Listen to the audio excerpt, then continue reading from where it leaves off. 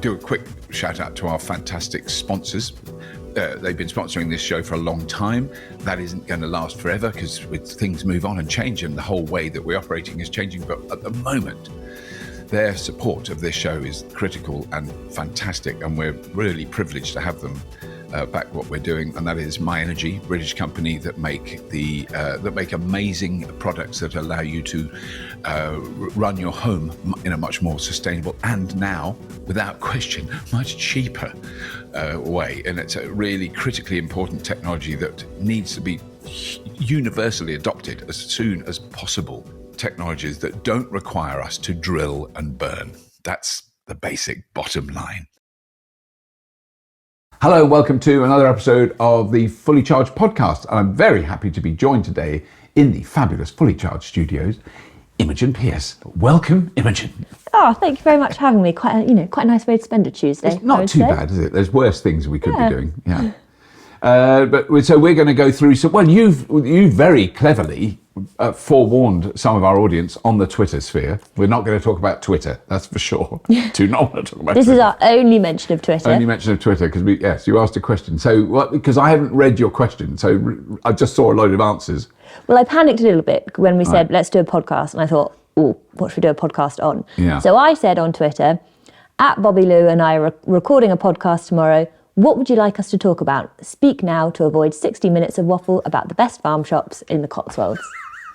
And we had some really good questions, actually. Oh, good. Yeah. And Because I saw all these people saying, tell us all about the best farm shops in the Cotswolds. And I went, what are they talking about? Why are they? Oh, right, now I understand. Okay. Yeah, well, I mean, between us, we probably do have encyclopedic knowledge of very expensive oat milk Ridiculous farm lattes. shops, which I don't go to regularly. I just want to make that very clear. I know where they are. But I think, we're recording this on Tuesday, the 22nd of November. So just after COP27. Yes, and the first question was from James Humphrey, Right. senior engineer at Solarius Consulting. Ooh. I think you could talk about the recent COP27 and your takeaways from it. Yeah. That's quite. Well, I mean, the only thing I actually know about it is that King Charles wanted to go and wasn't allowed. Rishi Sunak, the Prime Minister of the UK, wasn't going to go and then he did. And that there was the record number of fossil fuel lobbyists in attendance, and clearly they had quite an impact because they managed to stuff everything up. So it's not the most glorious moment in human history, I think, is my take of it. But I must admit, I haven't really focused on it. Like last year, I was really aware of what was going on because I was in Glasgow, so I was there when it was happening. So it was much more first-hand. But it's felt a bit distant. And also, they'd come up with some arrangement at the end, some sort of tacit agreement about funding countries that are suffering. But it's a bit. I think the general feeling was it's a bit disappointing. Yeah. And disappointing for, I think, probably three main reasons. I think the success was that a loss and damage fund was agreed. Yes.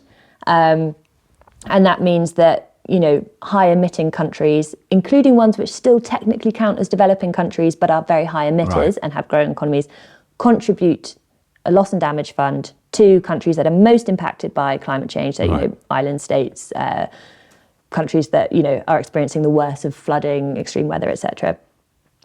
However, it wasn't necessarily decided how much, where it comes from, or sort of the mechanics of how that works. So that's still big question mark. But then the other thing that was really disappointing is that what was agreed at Glasgow, which was, we commit to the 1.5 degrees C to reduce warming by to limit warming to 1.5 degrees C. And that people will come back, countries will come back each year with better and better emissions targets. And that was questioned. And I think the third thing that was, again, really, really disappointing. So a big success of Glasgow was let's phase out coal. Right, yes. And then this year it was a hope that let's say, let's also phase out other fossil fuels. Yeah. And particularly Saudi Arabia was like, no, thank you. Yeah. Can't imagine what motivated them. I have no idea. Direction. It's baffling. Yeah. I mean, I think that was the feeling I got was when I saw whatever the number, 690 something fossil fuel lobbyists. And I assumed, isn't that normal? Well, it was about 20 at Glasgow. It wasn't that many. They've really, and what that tells me is there's an alarm bell gone off somewhere that's going, hang on a minute, we've just seen an actual reduction in use of the product that we sell. Well, it's got to start happening. It's got to start doing it around the world. It might not be in any one particular country, but generally the amount of renewable energy that's been installed, it's still only, I'd say it's a chip. It's a tiny chip off the corner of a massive mountain, but it is measurable now. It's a measurable amount. It's multiple terawatt hours a year are being produced by renewable energy that in the past would have all have come from fossil fuels. So it's got to have an impact. So I just think they're going, hang on a minute, let's stop these silly people with their silly ideas. Yeah. Well, I mean, concerned about how are they going to make money? How are they going to keep shareholders happy when the economics of how solar and wind work is very, very different from how it works for oil and gas. Yeah. And you can see why they're panicking. Yeah. And they've not prepared themselves. No. And that's, I mean, it's some, things I've been talking about, we've all been talking about for years, is how, in a sense, there's the sort of, I've got two bits of my brain. I've got the radical, let's just destroy the old system, man, because it's really oppressive, and replace it with benign renewables, which is fine. I don't disagree with that. But on the other hand, you've got to live in the real world. We've got to ramp down one as we ramp up the other. But it's how that happens. So that means in a way, we've got to involve the big fossil fuel companies and the fossil fuel industry. They've got the money and the power and the facilities and the land to really make an impact. And so they've got to be involved. And it's really hard to just dismiss them. I mean, it's easy to dismiss them, but it's also stupid. We've kind of got to deal with them. Well, exactly. I think there is just no room for this to be a really divisive us and them kind of conversation. No. It's there's an almighty challenge. Let's pool our resources and try and do some good things. Yeah. And, I after having tried to catch up with what happened at COP, then went and read the executive summary of the International Energy Agency Global Energy Outlook that they published for 2022. So that would have been published pre-COP. I think it's published in October 2022. Right. October 2022. Yeah. And there's obviously tremendous challenges, but I have circled and underlined this fact in my notes. But by 2030, there could be 55 million jobs in the clean energy sector. Around the world, wow. Around the world, compared to 33 million that there are today. Right. So there's 33 million people now working in what we would loosely classify renewable energy sector. Yeah. That's mind-boggling. I had no idea it was that many. Wow. Mind-boggling, but it also sort of is such a clear indication that the economic opportunities it's huge. Are huge, that come in tandem with doing nice carbon-free things. Yes. Well, that is that's an amazing stat. I mean, was the overall tenor of that report optimistic, pessimistic, balanced in between? I mean, it's so balanced, and I wish I could write like them. I wish I had that knowledge, and also the patience to read through a 500-page document. I read 20 pages. Yeah. But they sort of paint a couple of scenarios. So there's the current stated policies scenario. Right. There's the net zero scenario, and there's another one which I can't remember. Right. But it's totally worth Googling because it's really, really fascinating reading. And it sort of looks at these scenarios in like a very objective way. Right. And also looks at, will the cost of renewables go up? And it's like, yes, but only if we continue using fossil fuels, otherwise it will come down. Right. So it just very objectively gives you this landscape of like, here are the scenarios, here are the possible outcomes, discuss. Right. Because in a news episode that will go out very soon, not sure exactly when, that I've just recorded it, I used the IEA report on the 3 biggest renewable energy myths, and they debunk those myths, that we need baseload. They say we don't. Yeah. That we need, it's not as, it's the amount of time in a year that renewables are producing electricity that's usable. It's the highest of any generating source. So it's higher than nuclear, more reliable, higher than oil and gas and coal. It's a more reliable source of energy. So so all those arguments are exactly the other way around. Yeah. And that's, I sort of introduce it by saying that the IEA aren't exactly a bunch of environmental activist tree huggers. They're dull data scientists. Which you say this because I think you have discovered since we've been working together that people who are really good at data and really good at communicating data really clearly, I can't be cool about. St Evans, for example. Yes. Excellent infographics on the carbon brief. Yeah. But I really put the IEA in that camp, and we've actually got, we're recording an episode tomorrow, and we've got someone from the IEA, and I am not being cool about it at all. And I realise I'm a massive dork, and I'm okay with that. No, I'm really glad. I want to encourage your dorkiness to the max. It's extremely useful.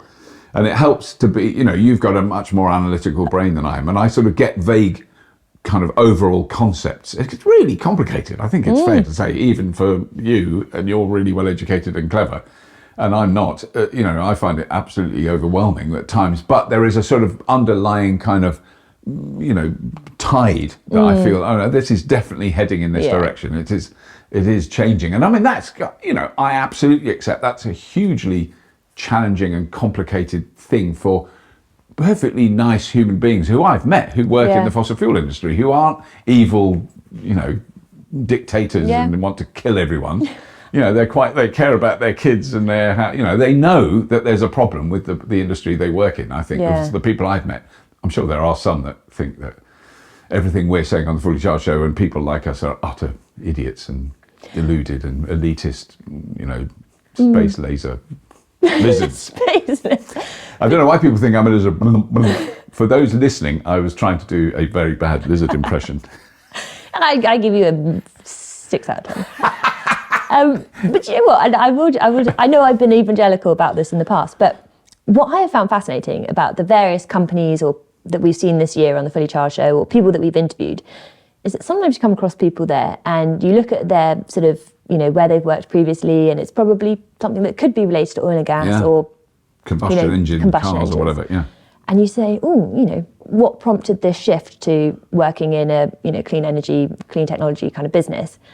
And invariably, they have a child between the age of 6 and 13 who has turned around to them and said, what are you doing about green stuff? And they're like, ooh. And I think that's quite remarkable, actually. Yeah. No, I think you're right. No, I think it's definitely had it. My children never said anything like that. But then it was that generation, that one earlier generation. I think if my daughter was the same age as Greta Thunberg, I think I would have heard, Dad, you say that but you'll still do this and this and this. Oh no, I'm sorry. I also feel, when we were growing up, actually being green could sometimes be a bit annoying. Like my dad, he'd be like, you should have a shower that's 45 seconds to save energy bills. And I thought that was the most annoying thing. I need a shower that's an hour and a half. Yeah. And with 16 different hair products. And cry all my teenage angsty emotions. Yeah, exactly. Yeah, no, you can't have a short shower when you're a teenager. No. Should we go on to another question? Yes, next question. Yes, otherwise we'll go off. Okay, we've actually got loads. I'm going to have to do some scrolling. Oh, well, I love that one. That was so cool. So someone's posted I did see that, a photograph of us at Fully Charged Live earlier this year, when Imogen and I did a question and answer thing out, and it was sort of raining. I thought I was holding it above you, so there's a picture. Basically, I'm holding an umbrella over me, which she's trying to get under. But then I look like I've deliberately created some space between us. So maybe, it takes two to tango. We did have a question around vehicle excise duty from 2025 in the latest. Yes, which is on my list of things, yes. Let me just see if I've got a note about that on there. Oh, yeah. Thought of what do we think about it?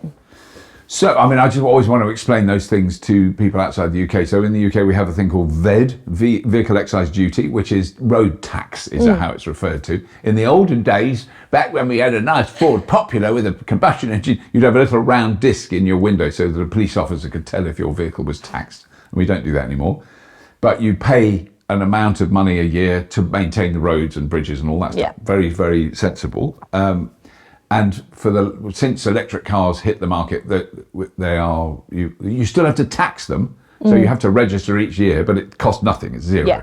So I've been doing it for years; it doesn't cost anything. So that was to encourage people to take up electric cars, and it's going to come to an end, which I think is absolutely legitimate and perfectly sensible. And I think by now most of the people who are buying, leasing, using electric cars have enough disposable income to cover the whatever.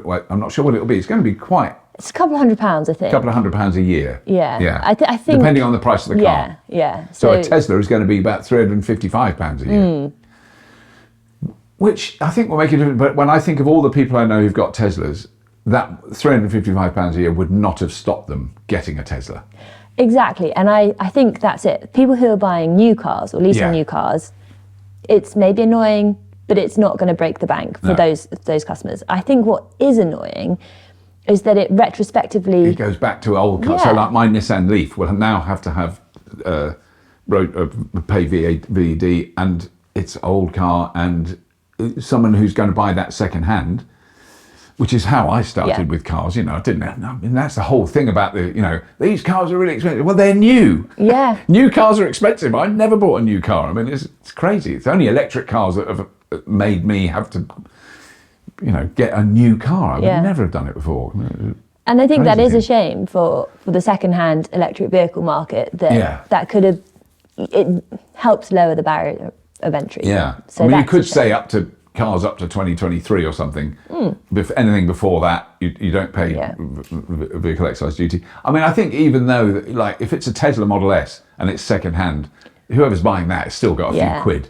Maybe, we should say, look, Jeremy, look at the cost of the car and its initial purchase price, maybe, and then make anything below that exempt prior to 2020, 2023, whatever. Yeah. But I mean, I think it's. I do feel now, like when I drive long distance in the UK, I go, I'm not paying anything to maintain these roads, to maintain the bridges that I'm driving over. And I'm driving a car that's doing the same, having the same impact in terms of road use as any other vehicle. Should pay for it. It's not. It's unfair not to if everybody else is. No one likes a pothole, so get them fixed. Yeah, a pothole can still break your suspension on an electric car.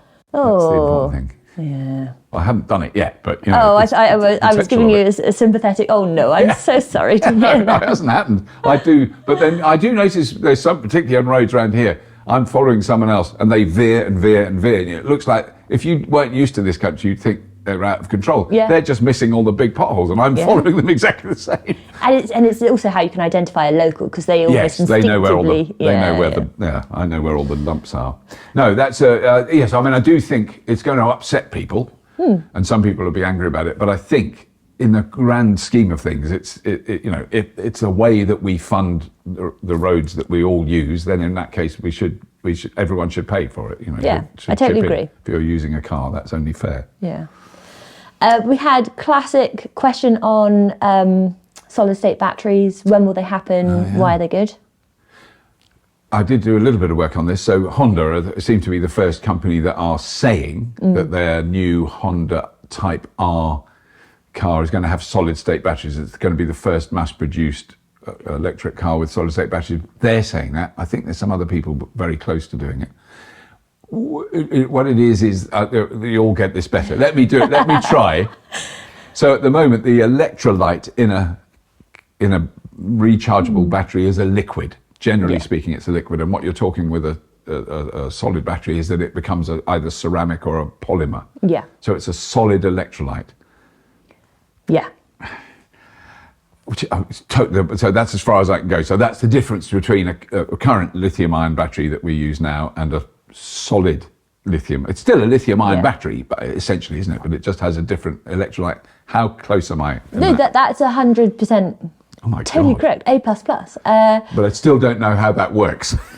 So the advantage of that. So I did a little bit of homework yesterday. Oh, good. It wasn't just knowledge. I'm just pulling from the research from my brain. So the advantage of that is that it's more dense. So that means that in it's theory, more energy dense. Yes. Yeah, you could make your batteries smaller and lighter. Smaller and lighter. And also the advantage of that as well is that at the moment, if you can form dendrites as a battery ages, and after many, many years and many, many charging cycles, that reduces its capacity, etc. Yeah, and there's a chance that you can form dendrites which then pierce the electrolyte, and that can short the battery. Oh, right.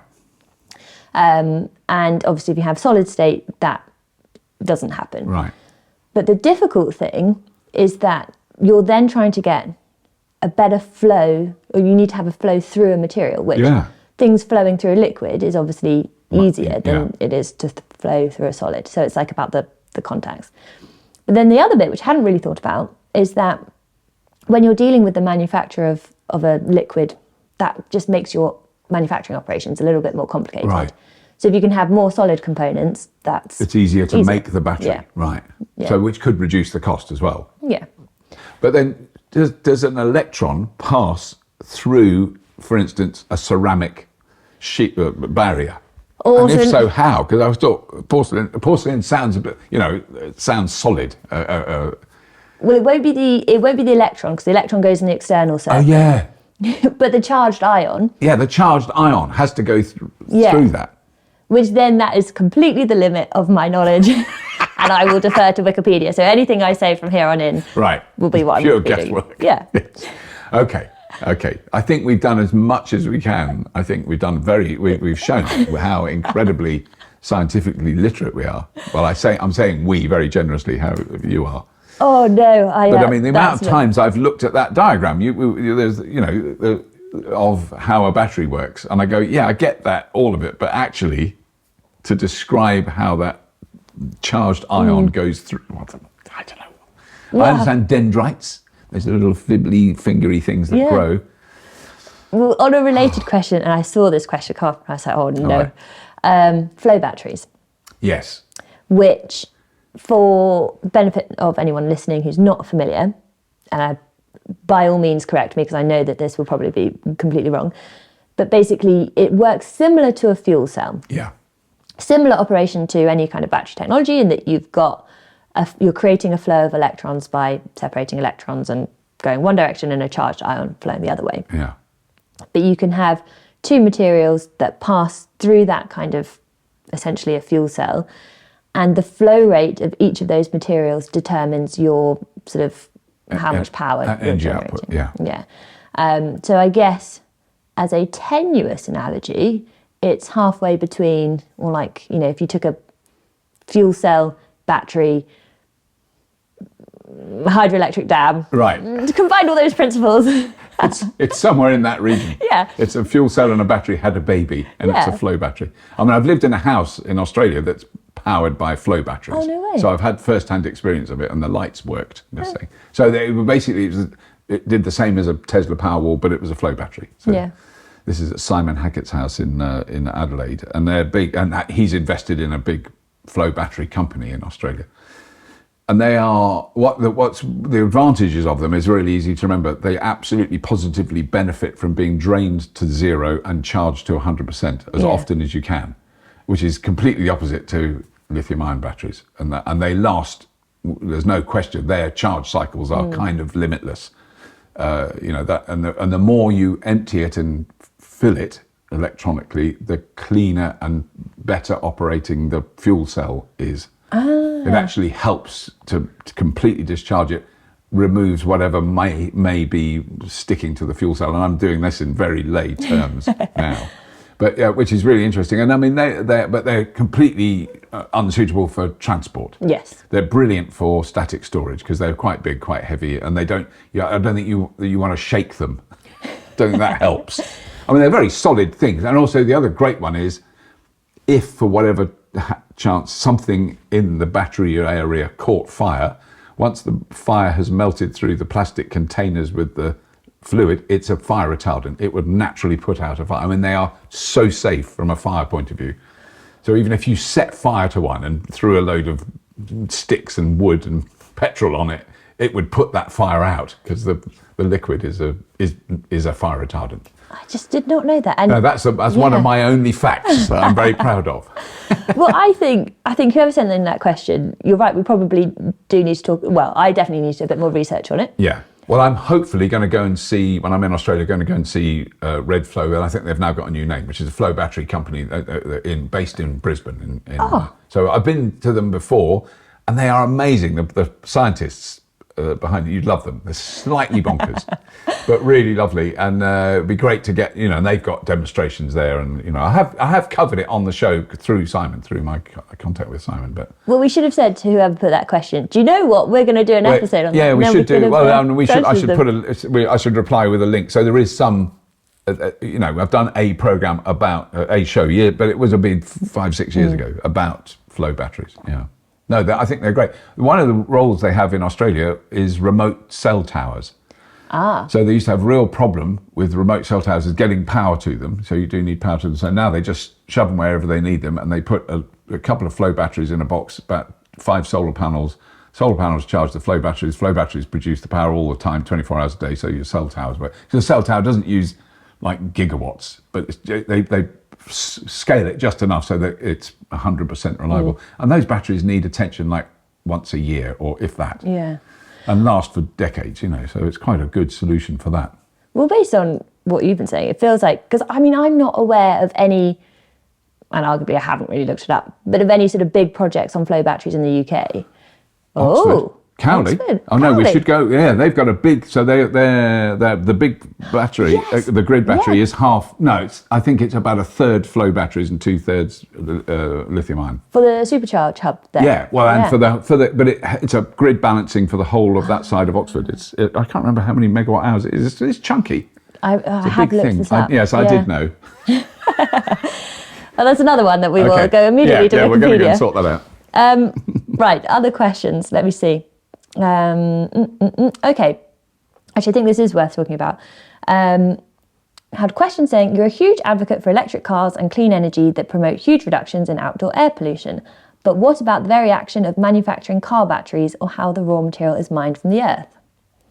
Which is interesting because we've just done an episode on that topic. We've done an episode on that very topic. I mean, there is an impact. I mean, any human activity other than, being dead, your impact is fairly limited and you're fertilising the ground. Any activity we do has an impact, and any activity we do to manufacture stuff, and particularly in the modern world, has a big impact. I mean, there's nothing, there's nothing we can do. And the only thing you can say is, from the point of view of building a battery, you have a mine. I've just been talking about mining in Australia this morning. You have a mine. At the moment, it still uses fossil fuels to extract that material. That isn't 100% essential. That will be possible to do it without doing that. So you could have, for instance, solar-powered electric plant that digs up stuff in mines. So your impact of that is minimalised. That's one thing you can do. You then process those materials. Well, that's very energy intensive, big carbon footprint at the moment. That could be reduced, but it's never going to go away completely. You then ship those materials, massive carbon impact at the moment. That could be reduced possibly, but never going to go away. And then you manufacture a battery, big carbon, and then you put the battery in the car, and you can run the car. This is the argument, really. You can run the car without burning fossil fuels. We're not doing it yet all over the world, but there are states, South Australia is a good example, which is now rapidly approaching 100% renewable. So if you charge your car in South Australia, it has effectively a near zero carbon footprint from the fuel point of view. That's all true. And those things all have an impact, and we should be aware of them, and we should be trying to minimise them. And in every other aspect of where materials come from is critically important, and how they're produced and who works in producing them. All those things are important. And then, but we have to remember that the fossil fuel industry, which is normal and we're all used to, and it's just normal. You buy petrol in the petrol station, you put it in your car and you drive.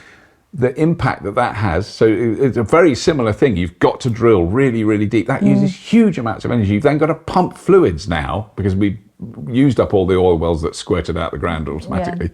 You've got to pump fluids at enormous pressure. How do you produce enormous pressure? With massive compressors that run on huge diesel engines that burn diesel. And then they haven't even done anything with that fuel yet. You then squirt it out, you put it in a big tank, you put it in a big tanker that uses fossil fuel, you transport it to a refinery that uses huge amounts of oil that it burns and electricity. And then you put that in a tanker which uses fossil fuel, then you put it in, and then you burn it once in a car for a few seconds and it's gone. And and there's the car with the battery that you made 4 years ago, 8 years ago, 10 years ago, then 20 years ago, and you take the battery out of the car and you put it in a box in a house. And it lasts another 15 years. You cannot compare it. And the people who are trying to convince us that batteries are just as bad as diesel are telling a lie. Now, I'm not even going to go, well, I don't really agree with you. No, you're wrong. That's a lie. And if you keep spouting it, you're a liar. There you go. Well, that was, I think, a very well-made case. But I think, you're absolutely right. The very, very critical thing is that, A, We're not perfect yet. No, far from it. Yeah. But whenever any new solution comes along, if it doesn't feel 100% correct, then people are going to attack it as a possible idea, which, I think that's just part and parcel of any new technology. But the big difference, as you've just said, is that batteries can be decarbonised and they can be recycled. And there are ways to make that supply chain much more sustainable. So each and every touch point, there's still massive room for improvement. Yeah, because if you go, I remember having this conversation years ago, but that when Stephenson's rocket first moved on a rail line between Liverpool and Manchester, which is now, I don't even know, 18, was it even 17? No, I don't remember. Someone, please leave a comment and tell us when that happened. A long time ago. Yeah. There were people going, this is crazy, it'll never work. This is dangerous. They were talking about if women went on a train that went over 20 miles an hour, their wombs would fall out. I've heard that's totally correct. Yeah. There's probably still a few old blokes that believe that. And it was unsustainable and it wasn't going to work. All the arguments are so similar. It's a communications challenge. Yeah. All the time, because new things are scary. Yes. Always. And rightly so. I think we should be scared of them. We should, because I sometimes I know I come across a bit stridently, but I actually encourage people to ask those questions. Yeah. If children are employed or forced to dig up cobalt, there's no justification for that. Yeah. I'd rather have a diesel. Yeah. But the thing is that the diesel I'm burning in the diesel engine has the sulfur cleaned out of it with cobalt. Yeah. So, it's a complicated. But those questions mean we're raising awareness. Hopefully those challenges can be solved and should be solved, and that everyone applies pressure such that work conditions are improved. But there's a really good book, I have to show this, which as I started talking, I am going to Google it. I know this is annoying. No, it's fine. Rory Sutherland. I've heard of Rory Sutherland. Yeah, he's very good speaker. So it's called Transport for Humans. Now, he has loads of anecdotes about various transportation challenges, projects, etc. that have happened over the years. Such a readable book. But he talks about when tubes were invented in the UK, in London. Right. When we say tubes, we mean underground subway trains. Metros, subway train, which depends where you are. Not above ground. An underground train.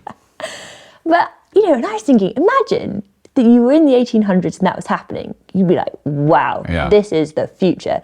But actually he describes how, because suddenly transport was not as stressful, you didn't have the sort of hustle and bustle of busy horse and carts on the road, that people returned from work and they were in much better moods. Right. That, of course, had a direct impact on instances of domestic violence, etc., etc. Wow. Oh, so that it covers like the knock-on side effects of those sort of things, which you never would think about. And then understanding those knock-on impacts as a way that you can build in sort of how you define the metrics of success for specific projects. I've gone a bit off topic there, but I just really love it in the book. It's fantastic. Now, those little things you discover, I remember when it's here, that one, when I read that, I've mentioned this on that internal combustion. How corporations and governments addicted the world to oil and derailed the alternatives. And it's now not that dated, it's the section, but the historic bits of it are, I had no idea. New York, 800 and something taxis in New York in 1908. They were all electric. Yeah. And they had charging points on the street where you plug in this huge big connector. But they were really clever. There's pictures of them I found where they would couple. So you'd park one taxi, plug it in, it would be charging the battery. The next taxi drives in and literally shoves in the back of the first one, and that's got a connector on the front and a socket on the back of the other taxi. You could charge 10 taxis in a row from one charge point. And they had battery swap stations in Soho, South, and up in Harlem. So you drive in, and it took something like 22 seconds. They push out a wooden box of lead acid batteries out of one side of it, shove in a newly charged one, and off it goes again. Oh my God. And they were really popular. And the reason it's been recorded is because when they introduced the first combustion engine taxi, it was banned on the first day because it backfired. Horses freaked out, people got injured, nightmare. And also the petrol, it just shows how crude petrol stuff was then. The petrol was stored in a demijohn. And I went, wait a minute, I've heard of that. It's a glass bottle. It was held on the back of the car with a leather strap right behind the passengers. Oh my God. Upside down, like a water fan. When you have water, it goes bloop, bloop. One of those. And you bought it in a pharmacy, yeah. So I've got a question for you. Sorry, good. No, we've gone right off topic. No, I mean, I'm gonna carry on. Oh, right. If you could do an episode of Fully Charged in the past, what would you do? I think I would go to New York, 1908. I think it would be, because there was so much else happening. That was the kind of epicenter, because of Tesla, because of Edison, because all those people were coming up with all these weird notions where you could go to an apartment building that had its own coal-powered power station, coal-burning power station next to it. It was part of the building, and they burned coal to generate electricity and send it through DC wiring into the building. And that was Edison's fantasy, wasn't it? Every building would have its own power plant. And the My Energy HQ, they've got a really good diagram of that on the wall. Yes, yes, that's right. Yeah. I was like, I've learned this fact recently. Yeah. That's where. Okay, similar question. If you could do a Fully Charged episode in the future, what would you do? Oh, I don't know. I'd be tempted to go to Morocco to see if all the things that are planned there happen, because, you know, Morocco wants to be the Saudi Arabia of renewable energy. You know, because they have the potential to produce petawatts of renewable energy in Morocco. You know, I don't know, or the outback of Australia. I mean, just wait to see the scale of it. I mean, the thing that Mike Cannon-Brooks's company is talking about in the Northern Territories of Australia is just, it's like thousands of hectares. And, you know, I think it's debatable if that's a good solution, simply because there are people that live there, and they're the kind of First Nations of Australia. I don't know. I mean, that's a whole awkward thing, because there's not many of them. I've been there. It's really empty. You don't see people when you drive for hours and hours through this enormous expanse of red dust, you know, but they do. There are people there. And that's the key question, isn't it? It's like, even though it might seem that it's not particularly densely populated, and I think that's probably what a lot of corporations initially see. Yeah. But it's the lack of consultation when areas have cultural significance. And, you know, again, communication challenge. Let's get everyone in a room and have them be friends and make sensible solutions together. Yes, and talk. Which is what is happening, thankfully, in Australia now. There's a lot more of that happening. And I mean, you know, again, I would just want to point out that when the big coal mines were dug on Aboriginal land with Aboriginal sacred sites in it, they didn't go, oh, well, maybe we should consult. They just smashed it up and got rid of it, you know. So I think we need to remember that isn't good, and we don't want to repeat that now. You know, that is not a way of behaving. Do you know the question? I don't know. I'm just thinking now of other places in the future. I mean, London would be interesting to go to in 200 years' time. I don't know what it'll be like. Might not be there. It might be an inland sea. Yeah, we might have all said, you know, no, Manchester is now the first city. Yes. Because it's not flooded. Yeah. There's some people up on Hampstead Heath that go fishing just at the bottom of their garden. Oh, but I love the sense of, you know, cities that have buildings that are hundreds and hundreds and hundreds of years old. Yeah. And then new technology. And then actually the fundamentals of what makes a city, kind of, you know, those principles have lasted thousands of years. Yeah. Like, you know, 15-minute city principles are not new, but... Yeah. Okay. Got a question. Oh, big question from Jill Knoll. Jill Knoll, isn't it? Head of EV Communications at LV. Yeah. What's the single biggest thing, policy, economic, environmental or other, that will accelerate EV uptake as we hurtle towards 2030? Big question. I mean, I'm going to say, off the top of my head, vehicle to grid, vehicle to home. That technology, I think, has enormous potential, and it's not... what's emerging quite quickly, it's not, because there's a story about that here, it's not restricted to privileged people who can park a car off the street at their house. Definitely is a big advantage to them. And I think that technology is getting smaller and cheaper and lighter and all those things. Because I have a vehicle to grid unit here that would have cost a fortune. It was put in by OVO Energy as a test. And it was technically difficult where I live, so that's a whole other story. Other people have got them and they've been amazing. They've used them a lot, but it didn't quite work here. But so that is prohibitive, but it's getting much cheaper, as we've seen. But it is places like Utrecht are showing that, and there are now street chargers that can vary when you charge and charge different amounts of money when you charge, and are built to be bi-directional. And Volkswagen, I didn't even know this when I went to the recent Volkswagen thing.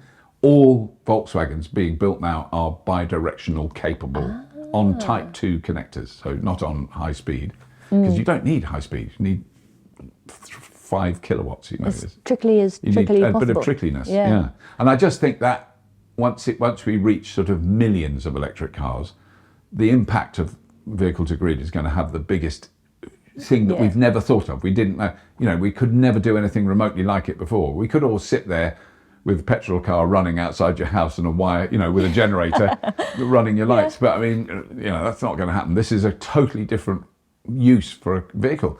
And we've got to face it, vehicles are not being used. All the cars that are here now, they're not being used. Yeah. They could be doing something.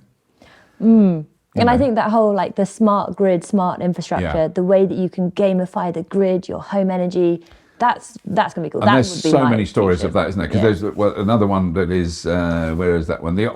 It's not just Octopus, but Octopus are doing it now. But there are other ones, which is where you sign up to a specific tariff, and they ask you, like, between the 5 and 6 p.m. on the 15th of November, 200,000 households reduced their electricity use, and it lowered the demand by 59%. I don't know how quite. Yes, of those 200,000 houses, it was a half. They halved what they do. So they collectively, effectively provided 108 megawatts released into the grid. So this was at peak time, and all you had to do was turn stuff down as low. You don't turn it off, but you don't run your washing machine, your oven, your electric water heating, all those things at that period for 2 hours, and you get money. You get paid for doing it. So you reduce your output. So you can have your lights on, you can have the telly on, but you don't have to kind of sit in the car, dark, freezing. But the fact that that's starting to happen now, and it's of direct financial benefit to the people who do it, they actually get actual money for doing it, I think is really interesting and really important. And today, strangely enough, this afternoon is the second test. No way. Between 5:30 and 7:30 tonight, if you're on this Octopus and other, it isn't just Octopus. I do think it's fair because I mean, obviously, I'm an Octopus customer, and I think what they're doing is amazing. But they're not a sponsor or a support, you know, so I can say this without. I give them money. But I think fair to say, because I did have a chat with Claire Miller from Octopus the other day. Claire, isn't she amazing? Oh, Claire! Oh, if my Claire, if you're goodness. listening, we think you're. She really should be smart. Prime Minister. She should definitely be. She should Prime actually be Minister. world president. I'm going further. Well, so I sent her a message the other day saying, could I talk to you about V2G? And she said, of course. I rang her. She was at hockey camp. I was like, of course you can multitask. And then, anyway, but she was saying, and I just thought this was brilliant. So whilst obviously other people are doing V2G, she did describe Octopus as the OG of V2G, Oh, really? which, if anyone is over the age of 12, that's original gangster energy. Right. I see. I think they need to be over the age of 12, but under the age of 50. Because I did know that. Now you say it, but I wasn't 100%. I should have chosen a different age. Over the age of, how old are you? Yeah, all right. Okay, fine. 66. Over the age of 67 then. I'm 66, but hip. No, I've got a bad hip. No, I haven't. My hips are fine. I will say the other things that from a policy, economic, environmental, other, that I would add to that list, because I think smart infrastructure, absolutely it's number critical. one. Yeah. And again, communicating how people understand how they can make money. That's another one. Commercial vehicles, because if the benefit of electric vehicles is clean air within cities, and we know that that has impact on, you know, things like asthma, etc. Commercial vehicles driving through city centres benefits. Everyone. If they're electric, that benefits a lot of people. Yeah. And that also extends to buses, so more people can use electric as well. And then something that lots of people in the comments tell us, and I totally agree, number one, smaller vehicles, so that they're cheaper. And number two, that in parallel to any electric vehicle push, we're also looking at great bike lanes. Yes. Really good walking connections, cheaper public transport. Yeah. No, because the last time I cycled in London, I got the fear, which was really a shame, because I cycled in London a lot. I mean, way above that. I was a cyclist courier in London in my youth. So I was constantly on the street, and I was fine. I didn't worry about it then. But once you get to a certain age, you know that even if you like slip over and fall off, stuff really hurts for a long time. I've reached that age in life, and when I was cycling on the lovely cycle lanes on the embankment, I didn't have the fear. It was fantastic. I was just threatened by the incredibly fit young people overtaking me, and I was on an electric pedal assist bike. But when I was in Utrecht, it didn't even occur to me to be Yeah. nervous about riding a bike because I was on a bike highway. There was no cars around. Yeah. It was fantastic. And then you go, that's what we desperately need in cities, is places that you can walk without choking on the fumes and places you can cycle without being run over by a truck. It's not the truck driver's fault. Poor guys have got to try and negotiate a massive vehicle in a really crowded medieval street with a guy on a bike. They can't see it. Yeah. It must be horrendous driving in London in a big truck. It's so nerve-wracking. Well, I think I get stressed driving in London in a normal car. I'd rather not do it. Oh, so. well, I avoid it like the plague. I'll try and do anything I can. I have occasionally driven cars in the middle of London the last 10 years and go, why would anyone do this at all? It doesn't make any sense at all. No. It's just bonkers. And then you just, need a little cry. Yeah. Oh, God, I've had lots of little cries just sat on the side of the road. No, that is a really good point. And there was another... that one, I thought there was another little story I saw. So I'll put all the links for all these stories in the show notes because they're quite interesting. So there's Charge E, variable cost street charge. I thought that was interesting because I naturally plug the car in when electricity is cheap or I've got solar or whatever here. That I don't even think about it. But when you plug into a street charger or a charger, you don't think of what time of day it is. And then this is where they're putting in variable costs so that if you plug in at 6 o'clock at night on a street charger, it costs you more. But if you start charging at 11 o'clock or 12 o'clock at night, it's cheaper, which is great. It's so important that we all need to learn that. And the reason it's cheaper is because there's less demand generally on the grid, which means there's more wind and nuclear, which is running all the time, less gas. And very often at night, I've checked no gas. Yeah. They turn them all off because there's no point spending the money generating it, but the wind is still blowing and the nuclear, you can't turn off nuclear. In case you didn't know. Well, you can, but it's really expensive and takes a really long time and you don't want to do it. So very controversially. Yeah. Well, is it controversial? I'm not sure. We are filming an episode on nuclear tomorrow with Helen. With Helen. I'm very excited to see the results of that. Because, you can't turn it off, but we probably, as a show, should talk about it. Because it's it's critically important. Yeah. I don't think, is that contentious though, even talking about it? If talking about nuclear is contentious, then we're in the wrong game. Let's talk about hockey and knitting. Oh, Tom Daly's released a book on knitting, just saying. Oh, really? Yeah. I'd love the idea of radical knitting. Well, there was a man that my mum worshipped many years ago. I think he was Canadian or American, it might have been American, who was a sort of radical designer knitter, and she thought he was heavenly. And you could go and watch him, and he'd knit while he talked. He did like presentations, and he'd do and he would knit amazing things. Can someone please leave a comment about who that amazing knitting man was? I cannot remember. He may not be with us anymore. It was a few years ago. I'm very intrigued. She adored it. She was like you. It was like you with J.B. Straubel. My mum was about this knitting man. Oh, heavenly! He's heavenly. I've got a story about J.B. Straubel. Okay. So I, again, really fangirled as I saw this news. I think we should quickly explain who he is. Okay. J.B. Straubel. Founder Tesla boy. Yeah, so I think number 2 at Tesla. So big. That's fairly early on. Yeah, I imagine his shares are quite good. Yeah, I don't think he's too poor. I think he's probably got. Although he's lost probably $4 billion since his ex-boss has gone a bit. We're not talking about that. We're not talking about him. But so number 2 at Tesla, and I think whilst he was there, realised that actually we need to think about what happens to batteries at the end of their life. He started a company called Redwood Materials, who are based in the US, and they recycle batteries. Not just car batteries, but phone batteries. That's amazing. Yeah. Any lithium-ion battery. I remember seeing a video of their recent train shipment of old electronics. Did you ever see that? It was like massive containers full of flip phones and old laptops and things, and they strip all the materials, not just the battery materials. Yeah, which is makes complete sense. But obviously, it's been difficult to develop that technology that can do that at scale. Yeah. But now they think they can recover up to 95% of those raw materials in the batteries. Right. And I think last week they announced a deal with Panasonic to provide materials for the cathode. So that's things like lithium, manganese, nickel, cobalt, etc. Right. Which is amazing. Yeah. Yeah. Well, it's so obvious that if you've got a battery pack that is big and heavy, and then you look at the price of the materials that go into it, which has gone up hugely since it was made. Yeah. They've got much more. And you go, so if we can extract that, can we sell it for that much Yeah. money? Yes. I think it's worth doing. I think that's a very good idea.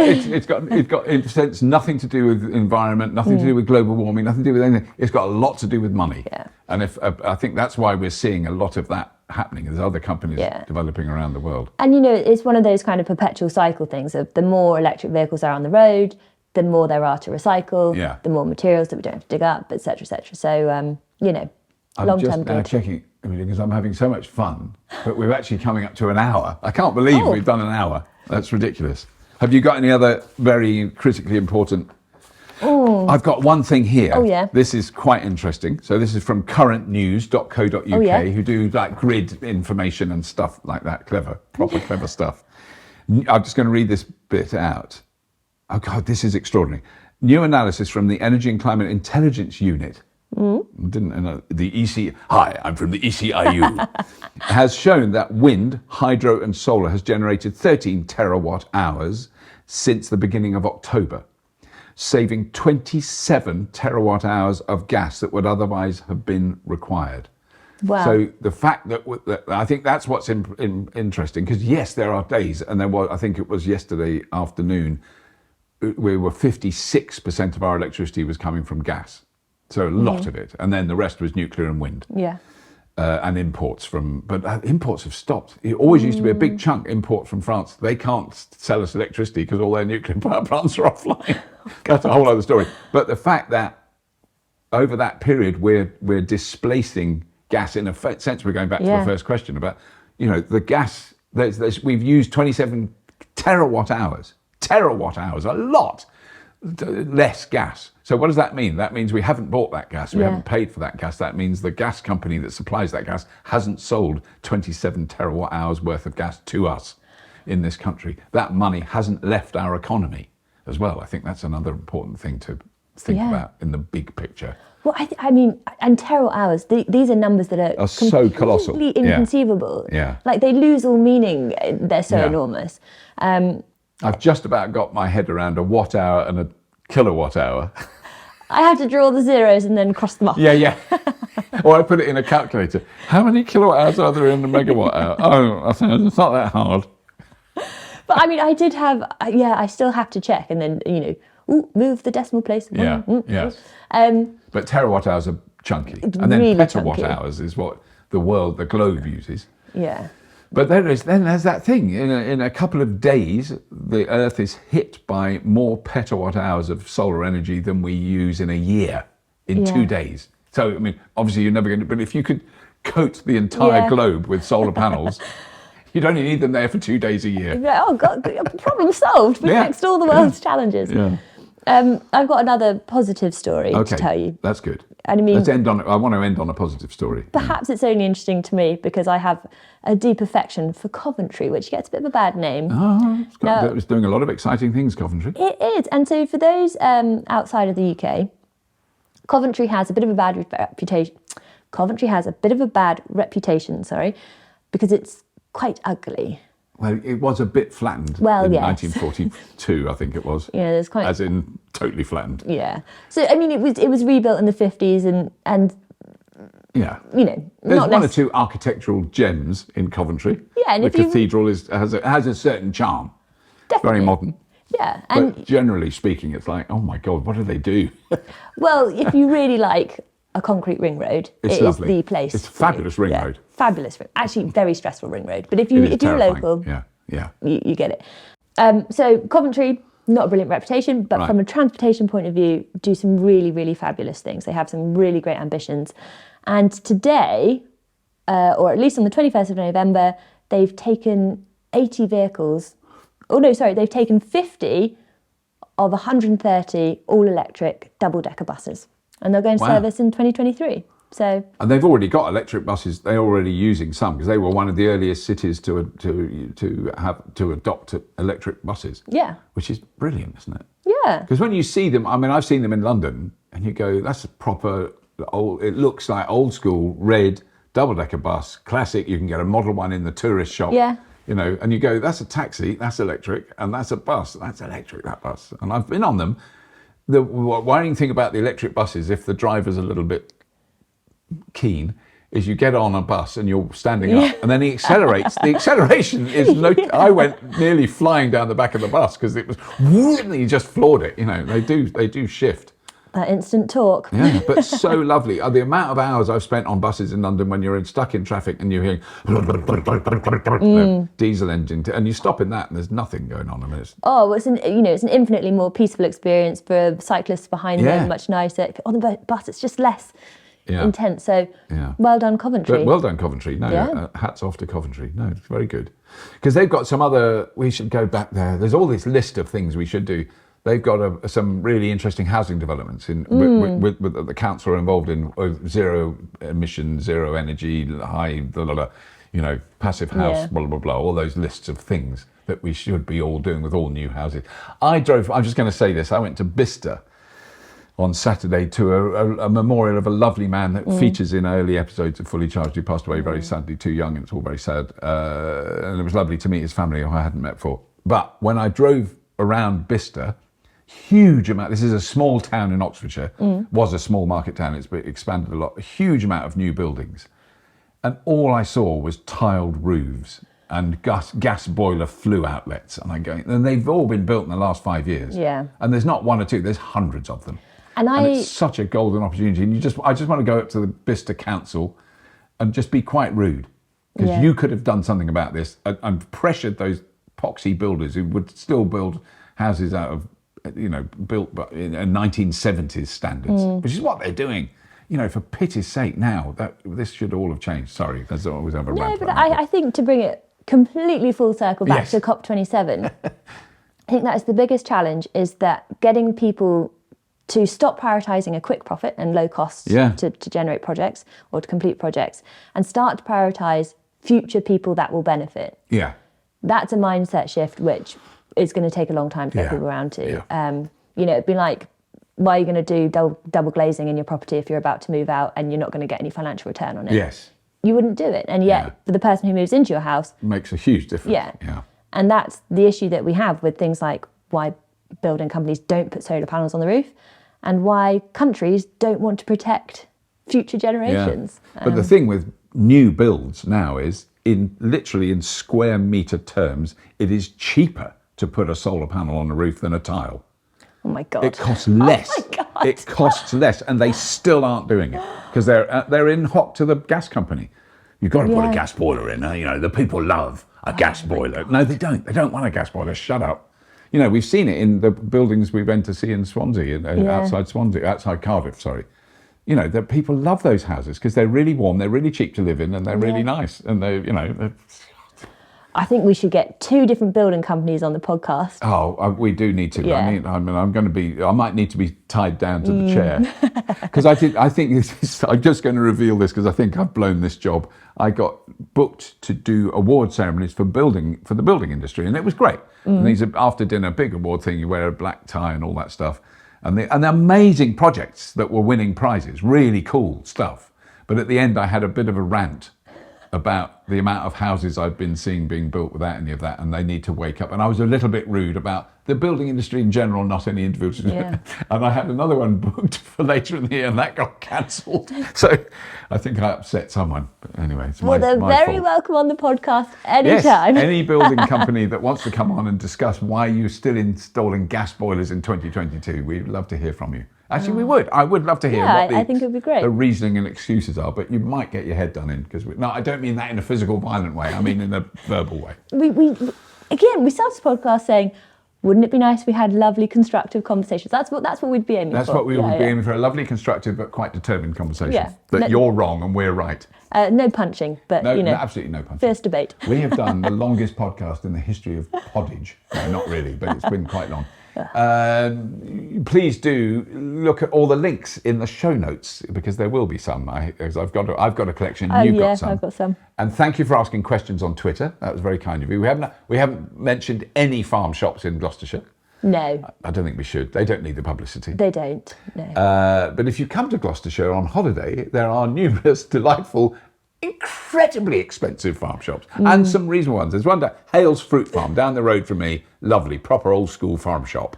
And I will actually say Café de la Poste That's a very old one in an old post office in Chadlington. Oh, I know that one. Yes, yes, yeah. I've been there. Oh goodness, yeah, I've forgotten all about that. Oh, no, that's a lovely. That is that's nice, lovely. yeah. That's and you can so post a letter there. You can post a letter and get a pot of honey. Do tell your friends about the Fully Charged podcast, particularly if they are very sceptical about the transition to renewable energy and a slightly cleaner future. I think it's always worth trying to get them, other people to listen who might not agree with what we say. And what's the other one? Patreon. Yep. Patreon, no pressure at all, but I'm amazed at what the Patreon people are so generous. We still have thousands of people who support us, and there's no way now, it's very, very clear and honest to say, there's no way we'd be here now doing what we're doing without that. That kept us going, particularly in the last couple of years. So you can have a look at that. There'll be a link to that, and then that's it, isn't it? I think that's it. I think shameless plug from me, if that's okay. Yeah.